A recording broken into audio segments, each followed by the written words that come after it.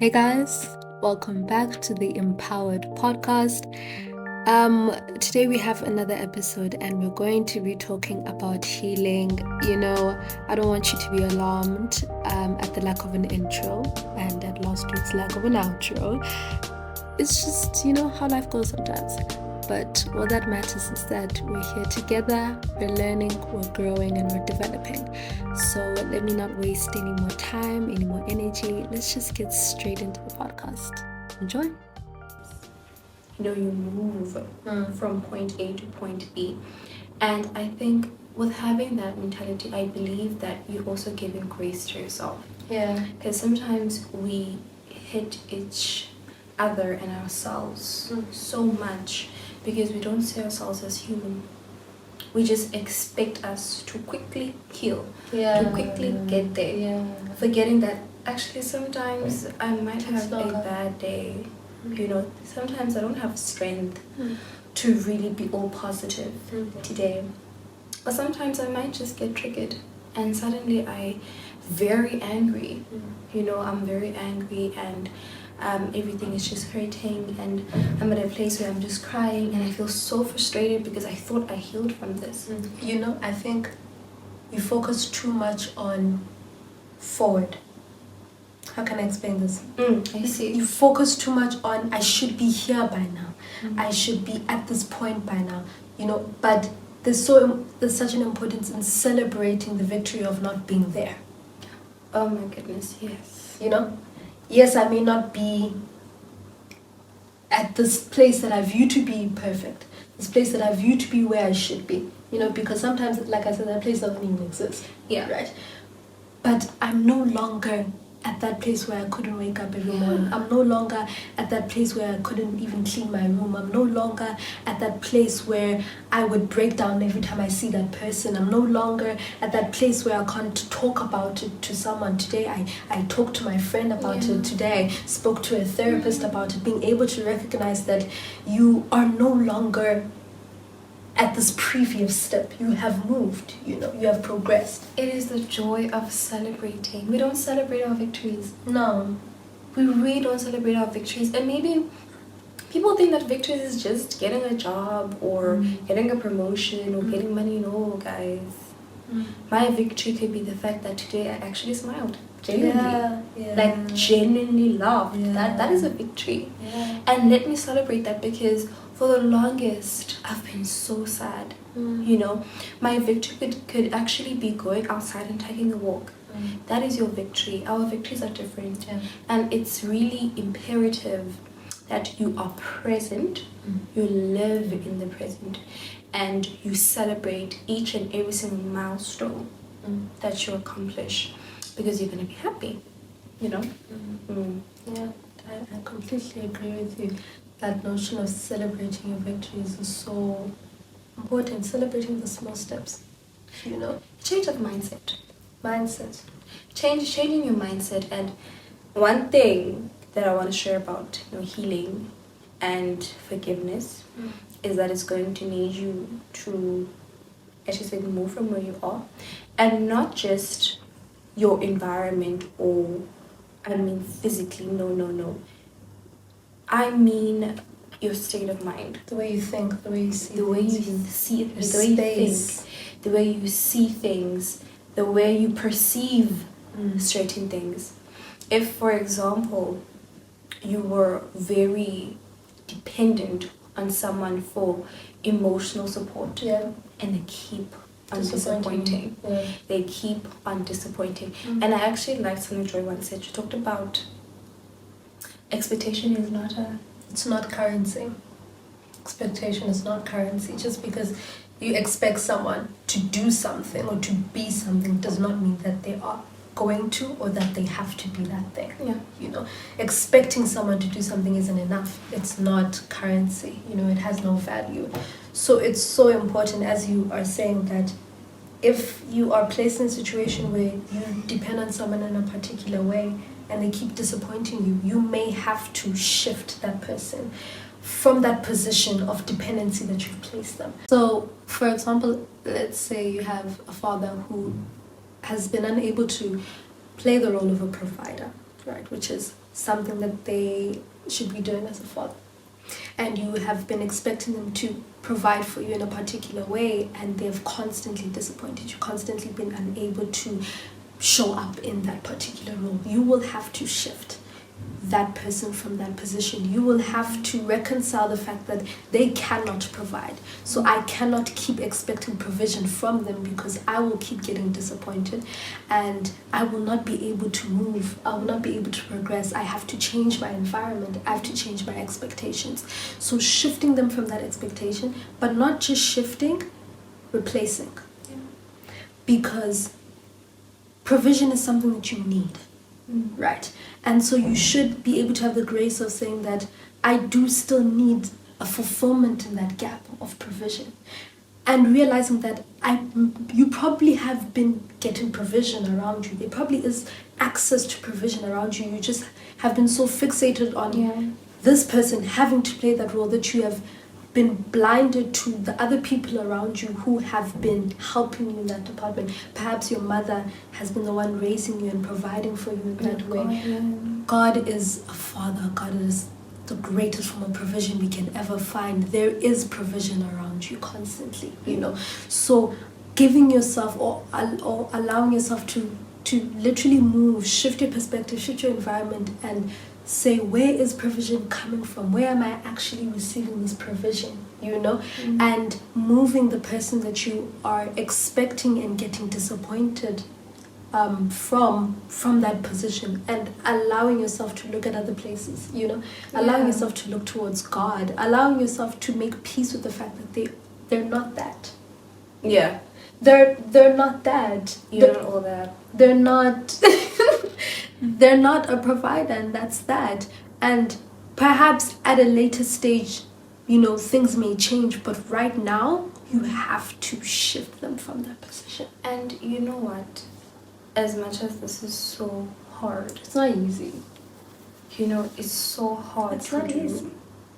It's so hard to digest. Yeah. But it's something that protects you. I think, You know, it's boundaries. Mm. Because with forgiveness, and someone might ask, okay, but with forgiveness, does it mean that we go back to where we were? Yeah. You know, before everything Everything happened. happened. If you are my friend, If you're my friend, and something you happened. backstab me, Backstab. and I forgive you. When days are, are you when days are dark, the friends of the few. Because they're sleeping. It's at night. Why aren't you sleeping? Why aren't you sleeping? There's no rest for the wicked. And I'm not wicked. Girl. Anyway, back to being serious. Does it really mean that, you know, we go back to where we were? Yeah. And honestly, for me personally, I say no. Because I've seen you now. You know, and for you to do something means that it came from a thought process, a way of thinking. And it takes time for someone to actually, you know, move from a way of thinking, because it took time for you to establish the way of thinking, and it's going to take some time for you to move away from that. So I've seen this behavior from you. I've seen this trend from you and this tendency. Yeah. So to protect myself, to protect my heart, to protect my emotions, I'm going to set boundaries. I'm going to forgive you because I need to set myself free. Yeah, I hear you. You know, as you're talking, I'm thinking of one of the girls in the session. I wish she was here to say this so she can say it the way she said it. The sprinkler situation. She talked about how sometimes it's important. She's trying to explain the concept of boundaries. And she said she read a book and they talked about how boundaries are you building a wall. If you have, let's say for example, you understand the concept of having a sprinkler, something that waters your garden, and if you do not have a wall between you and your neighbor, that is coming from your garden is benefiting them, you know, is watering their garden, is helping them. Sometimes this is a necessity for you to build a wall so that the sprinkler is only watering your garden. They are still your neighbor though, you know. Sorry to cut you. Yeah. But some people benefit from our hurt. Continue. Some people really benefit from an insecure, a hurt, an angry, a frustrated version of you. And when you try to change and become the best version of yourself, expect them to be angry. Expect them to have weird vibes. Expect them to want to bring you down. Last week we spoke about crab mentality. Since a better. Yeah. We went clubbing last week. Now, All of us are sinners. You know? And people are just so angry about the fact that you chose to heal. You chose to become better. So in this whole process of becoming the best version of yourself and developing, please expect it to be uncomfortable. It's gonna be. It's going to be uncomfortable. Even the concept of introspecting. Oh yes. Even the concept of actually reevaluating your whys, reevaluating your vision is uncomfortable because a foundation is deep. So it's something that's so deeply instilled into how you think, how you grew up, how you've seen yourself, and having to tear that down and re-dig is not going to be easy, but you have to see that that is the only time you will truly find fulfillment. That is the only time you will truly find joy and peace in who you are and who you are becoming. And sometimes you might just have to isolate yourself. And it's not even you, but God actually might isolate you at that phase.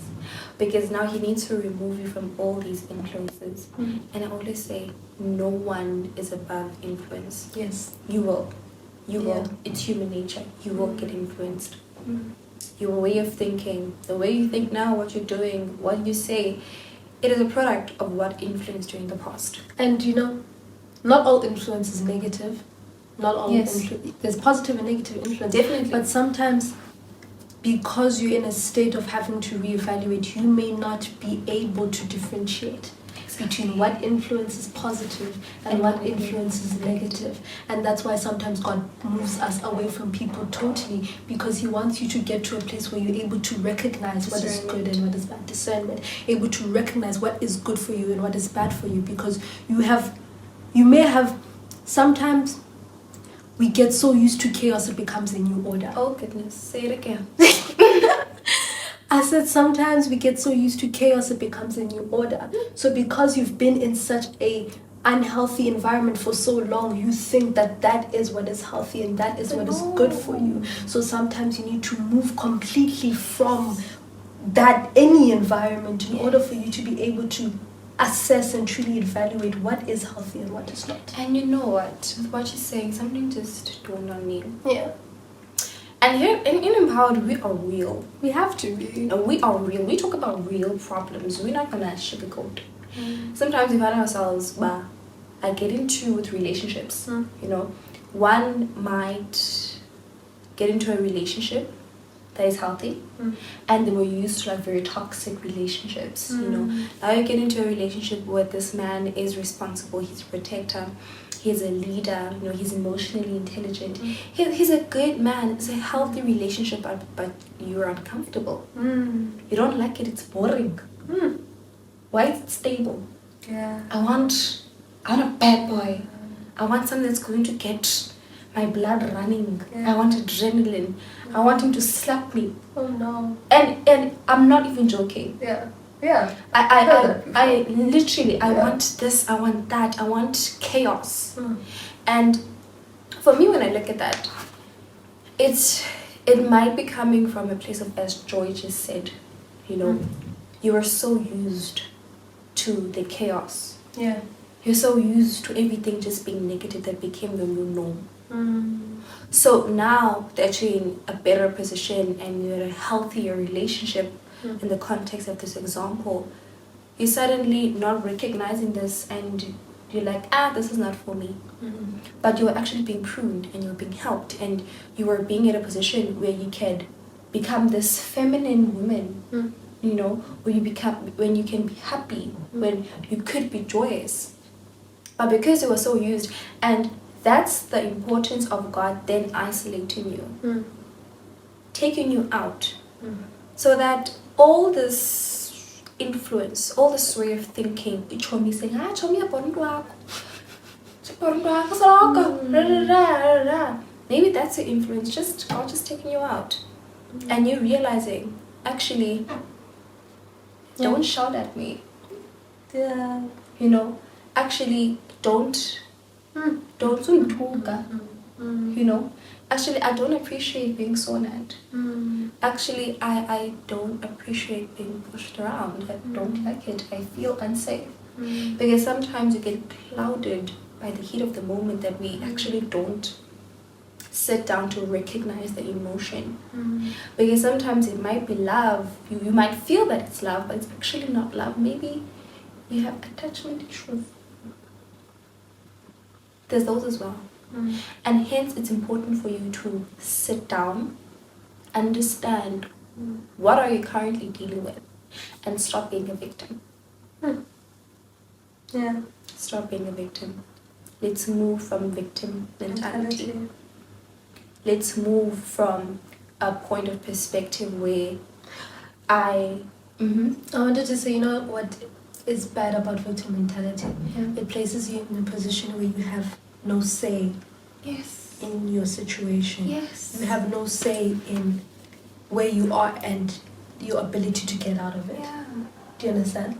That victim mentality is like, you know, I'm here and that's it. And detention is a prison. That's it, and like there's nothing that can be done about this. Yeah. You know, moving from that victim mentality, it gives you power. Yes. You know. Yes. Power to have a say in your situation. You actually have a say in whatever situation you are in. That you're going through. Yeah. And it makes you a conqueror. Yeah. The word of God says, I'm more than a conqueror. The one who loves me. You know.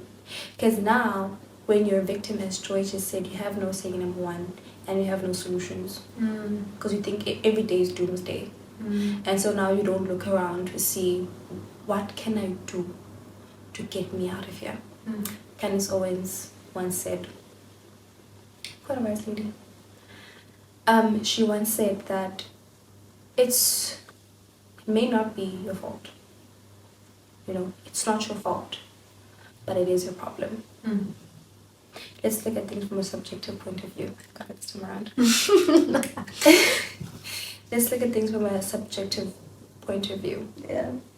Sure, what happened 10 years ago? What happened yesterday? What happened 20 years ago? It wasn't my fault. I did not ask to be handled that way. Yeah. I did not ask for my father to do that. I did not ask for my mother to react like that. I did not ask for a community member to do that. I didn't ask for any of that. But I've seen that because I've went through that, it has had some type of impact on the way I do things, on the way I say things. Now I'm really angry when we talk about things, certain topics. Now I don't want to be in a stable home. Somehow I don't want to be in a stable and healthy relationship. Sometimes I don't want certain things that are good for me, and you see that actually I don't like this behavior. And it's impacting my life. So I need to find a solution for it. I need to become better. And now you're moving away from being a victim of your circumstance to becoming a victor. To becoming a conqueror. Saying, now I've taken back my power. I can actually get out of this box. I can actually be happy. I can be joyous. And it goes back to those goals. If you've healed, what would your goals be? Maybe at first you wanted, me, and I want to go to school, I want to graduate and become a CEO, have this huge mansion, and then live alone and just travel my whole life, and then just eat my money. And then I'm never gonna marry, I'm never gonna have kids. I don't need a man. Please. I don't need an independent woman. Independent woman. Talk about it. But maybe sometimes, I'm not saying it's every time. It's not bad to want independence, but it's not bad to want where independence. it's coming from. Yes. It's the why. And also, empowered, we all about femininity here and being high-value women. Sometimes you need to evaluate hyper-independence. Yes. But that's a topic for another day. There we go. What was I saying? That was so good. She's like, what was I saying? You're talking about like you may want this vision of traveling and doing this. Yes, and you may want that, but when you've gotten to a point where you've healed and you've actually traced the root of your this, whys for my all of whys, those things. Why do I want that? Why do I want that? And you actually go to counseling, you see the reason, you go to counseling, you take these steps, and now your goals have changed. Now, Sasukuva Uti, at 25, and I get married. Hey, sis. And then 29, first baby. Hey. Then,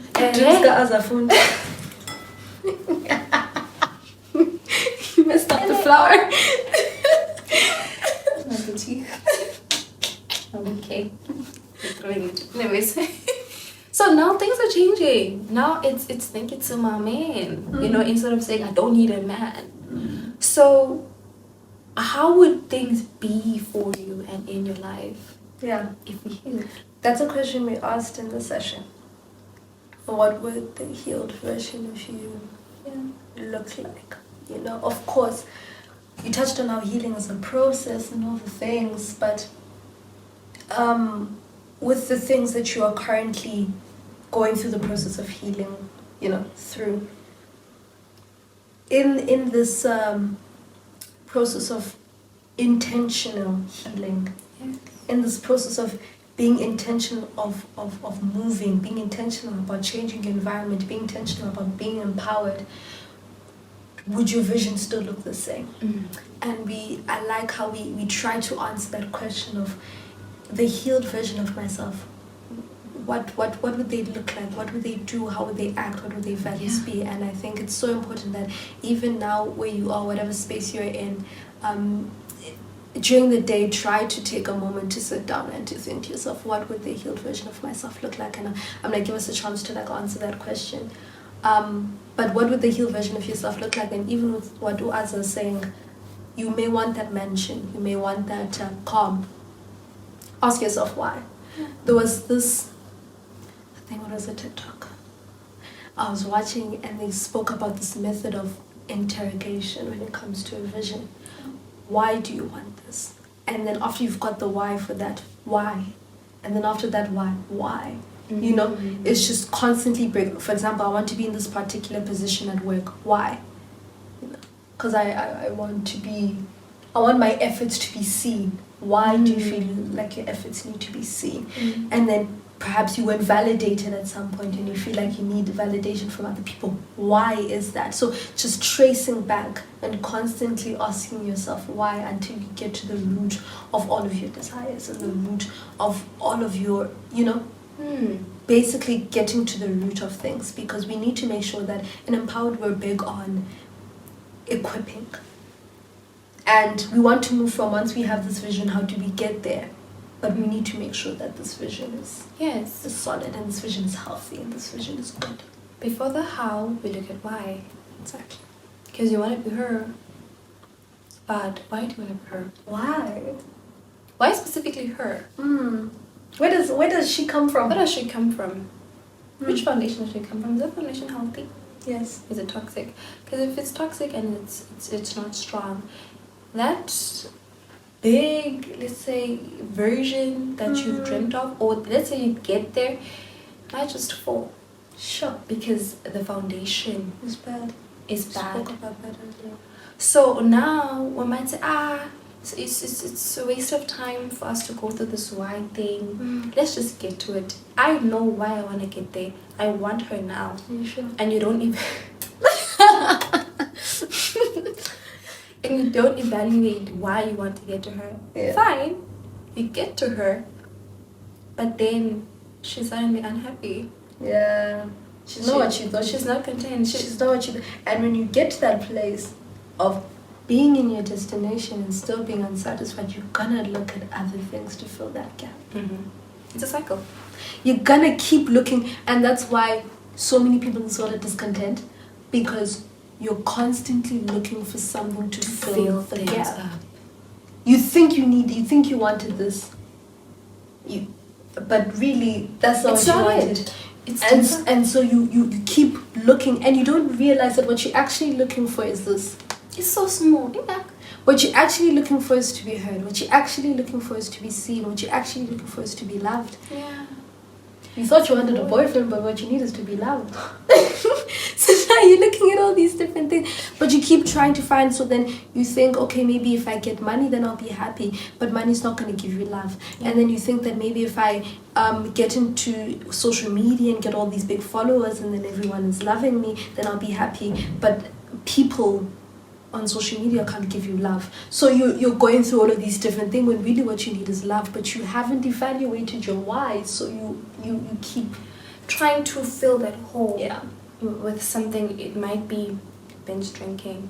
Yeah, It might be partying every week. And You'll I'm not get saying there. like this.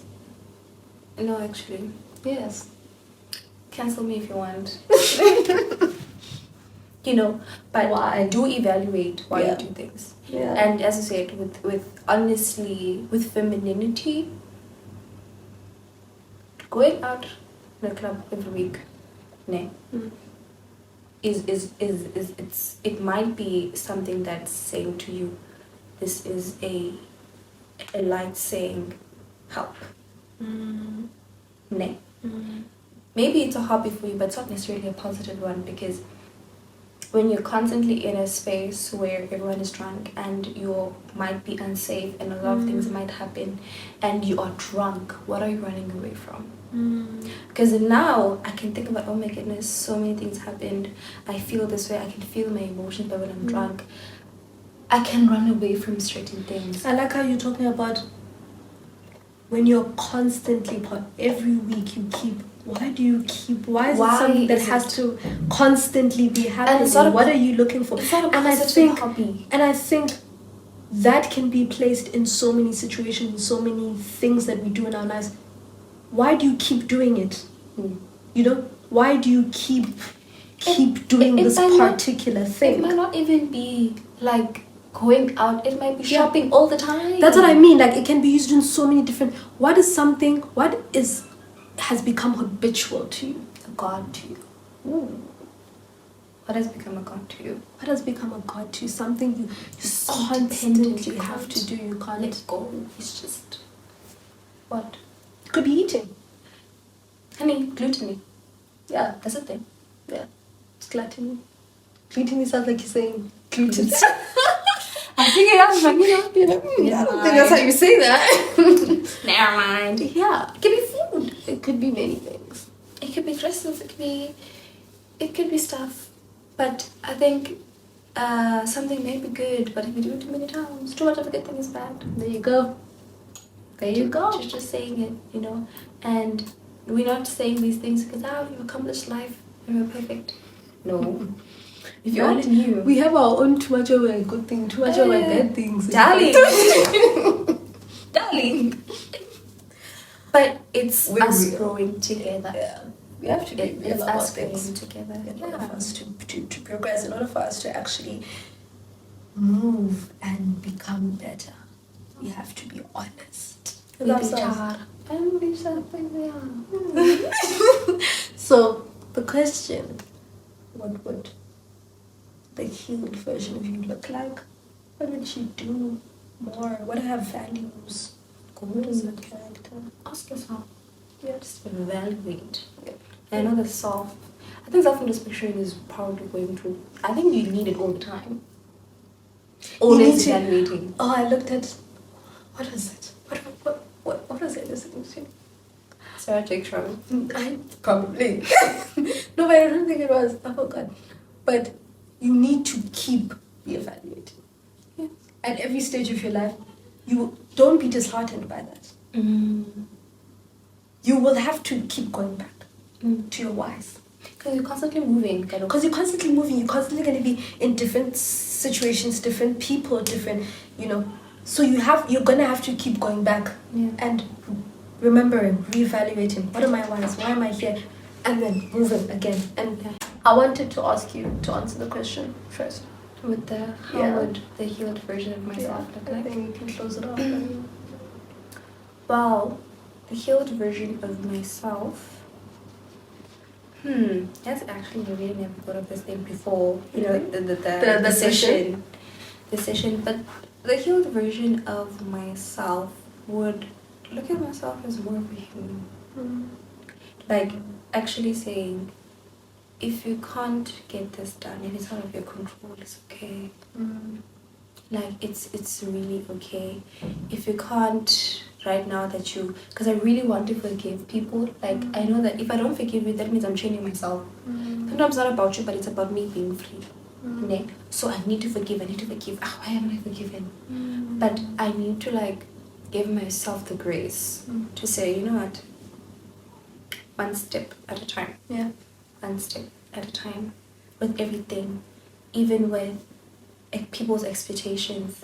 Just learning to be brave and daring and saying, you know what, I can actually chase my dreams and pursue my passions and not be so distraught when, for example, my mom doesn't approve, you know, or a friend doesn't approve. Because you once said, our parents, you know, they do want the best for us. Can be parents, can be friends, can be teachers, but they don't know the best for us. Oof. Yeah. God does. Yeah. So it's leaning, just leaning onto Him. And I think the healed version of myself is actually someone who's leaning onto God. For obedience, I'm leaning onto God. When it comes to situations where I want to be in control, and I'm not being in control, I'm just stressing, I'm leaning onto God. Yeah. With self-control as well. When something happens and I'm triggered, I'm able to handle it properly, emotional intelligence. So, yeah, that's my answer. We do that at the session after we just.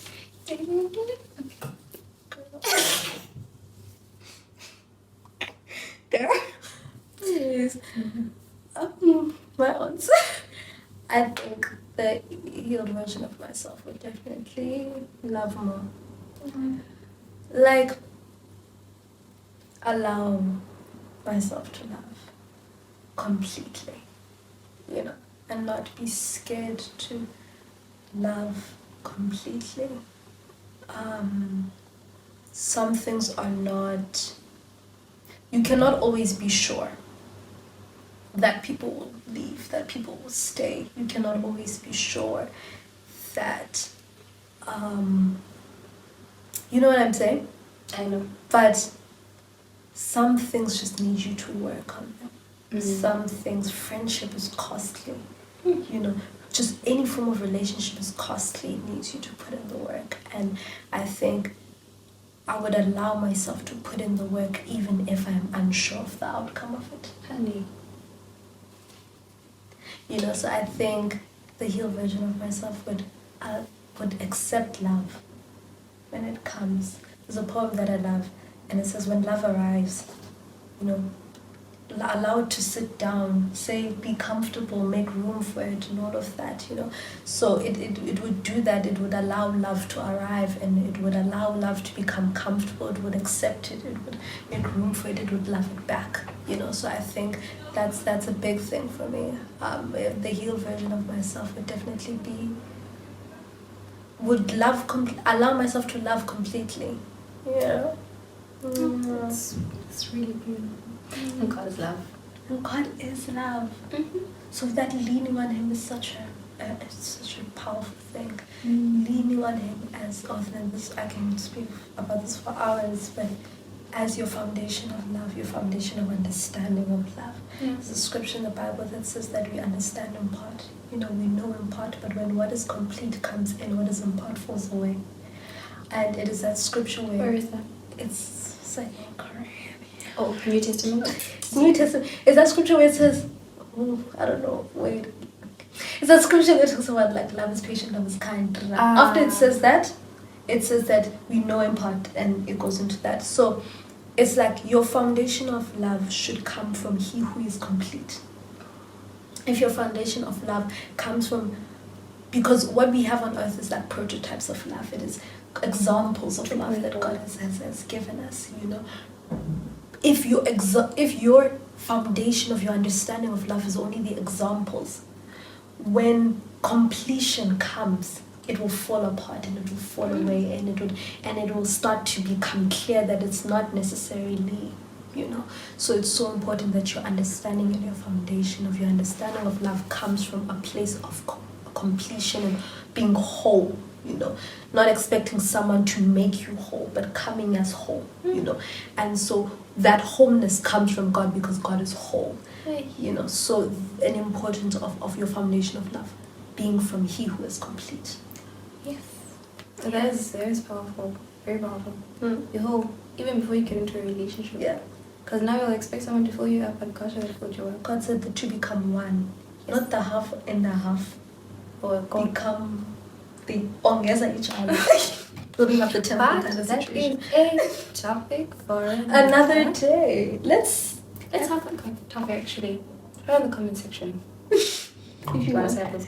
if you want like us to Sure, we can talk about at some that. point we can have a subtopic Honey. not related to what we're doing in the session, so it's just you know, we may have like a Q&A situation as well. Yeah, that would be nice. That would be nice. Next week, same time, same day. That may not be true. Place. Hopefully. Same time, same day. Guys, it was wonderful having you in this conversation, and there's so much that we learned. So much I learned from you. So much I learned from you. As well. Fine. And it just shows, man, that this conversation is something that we need to talk about. Like, we need to talk about healing. We need to talk about growth. We need to talk about things that make us uncomfortable, you know, because growth is uncomfortable. Yeah. And healing is not a destination. It's a journey. There you go. Be patient with yourself when healing. Sit down and evaluate. Sometimes you might just need to isolate yourself and just think, you know.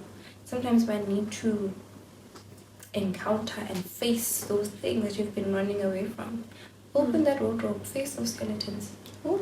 It's difficult, but you need to. It's not your fault, but it is your problem. There we go. That's the word of the. That's the title of the. It might just be our title. You might just see the title. It's very important that you guys tune in, because there's so much that we're gonna be doing. So much we're talking about. So much we're doing. Love you guys. Thank you guys. Appreciate you guys. We'll see you next time. Yeah. Well, that's the end of the vibe. Listen, It's very empowered.